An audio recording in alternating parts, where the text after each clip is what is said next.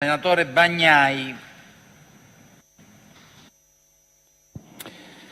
Grazie signor Presidente e grazie signor Ministro. Signor Ministro, lei ci ha informato sui soldi che arriveranno e rispetto a questi è ovviamente scusabile che ci siano ancora delle incertezze, però ce ne sono anche rispetto ai soldi arrivati o comunque erogati nel quadro complessivo delle misure europee. Le faccio due domande specifiche. La prima è sul prestito SURE.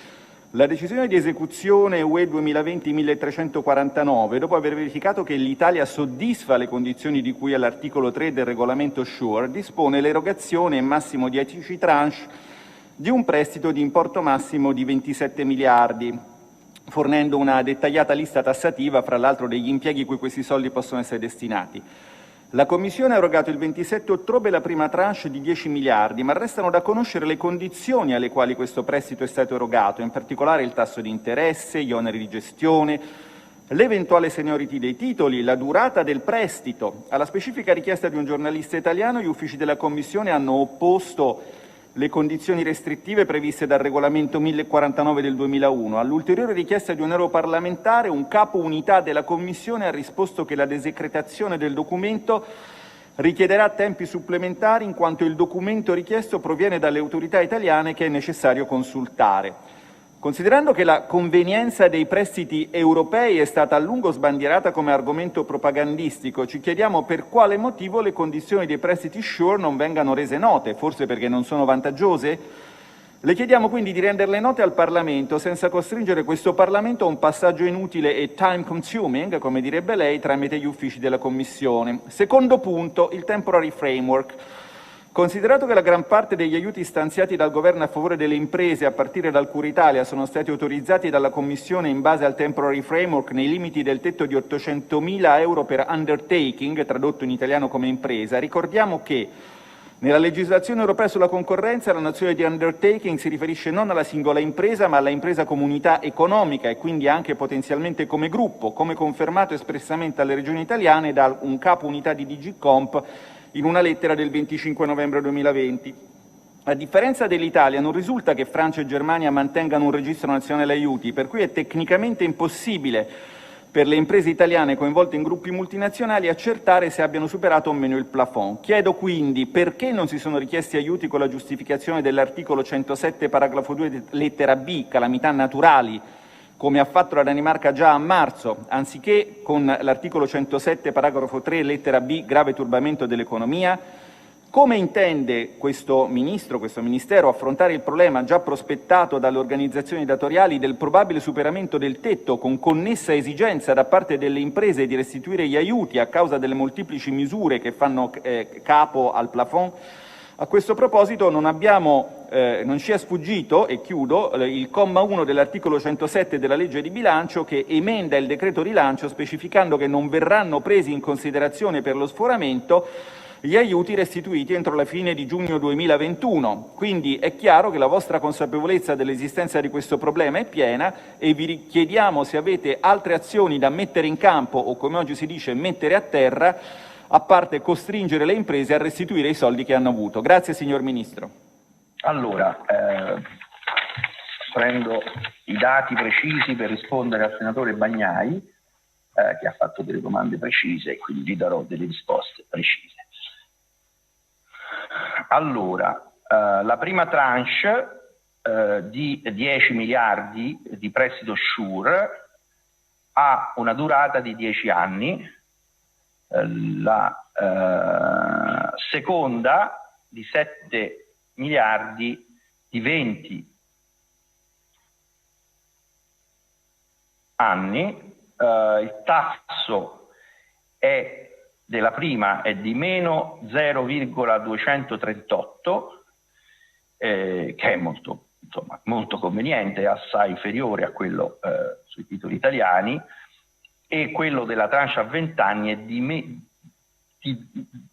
più 0,13, quindi il ventennale a meno 0,2, il decennale a meno 0,2, il ventennale a 0,1, con bank fee di 0,17 sul decennale e di 0,2 sul ventennale. Quindi anche con le bank fees il decennale è negativo, Quindi è un tasso, non solo un tasso a zero, è un tasso negativo, perché meno 0,2 più 0,17 fa meno 0,05 circa, adesso non faccio a mente il conto. Quindi è obiettivamente un tasso estremamente conveniente, perché è inferiore al zero.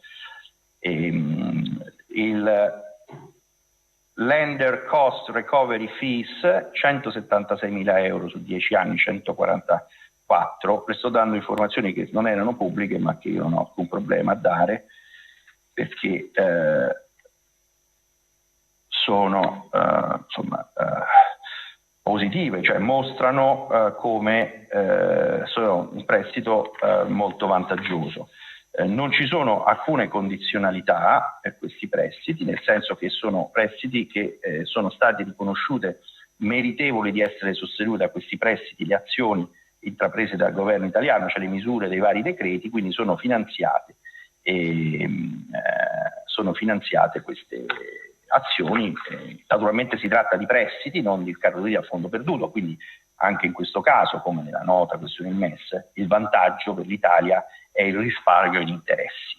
C'è una liquidità a un costo più basso, non sono risorse aggiuntive che si possono utilizzare in più, sono risorse che consentono un risparmio di tasso di interesse. Non ci sono 10 più 6 che abbiamo ricevuto, miliardi in più che adesso possiamo usare nella manovra, ci sono minori costi per interessi, che però sono significativi, perché le condizioni del prestito sono estremamente vantaggiosi.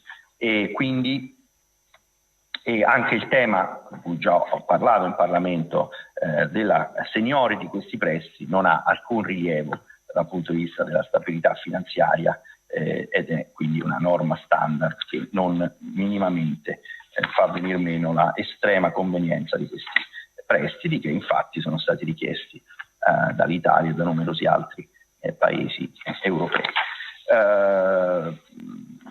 Per quanto riguarda l'altra domanda del senatore Bagnai, che se non ricordo male riguardava il rischio per alcune imprese italiane di dover restituire parte delle agevolazioni dei sussidi che potrebbero essere considerati dalla Commissione come eccedenti i limiti previsti dal quadro temporaneo sugli aiuti di Stato, precisiamo che tale pericolo non sussiste. Quindi rassicuro senatore Bagnai e anche le imprese che possono, legittimamente avere preoccupazioni. C'era un'altra questione che riguardava la base giuridica. Il senatore Bagnai diceva: perché non avete usato il 107.1b cioè non il 107.1b e avete usato il 107.3b? Perché se avessimo fatto riferimento alla disciplina delle compensazioni per calamità, saremmo ricaduti in un regime molto più stringente rispetto a quello del paragrafo 3.1, con la necessità di indicare misure restrittive che hanno causato, le misure restrittive che hanno causato il danno, di fare una quantificazione del danno stesso da compensare con un onere di rendicontazione dei ristori ad essi relativi. Quindi la scelta che abbiamo fatto e che tutti i paesi europei praticamente hanno fatto è quella della procedura più utile, più conveniente. E poi vediamo le altre domande.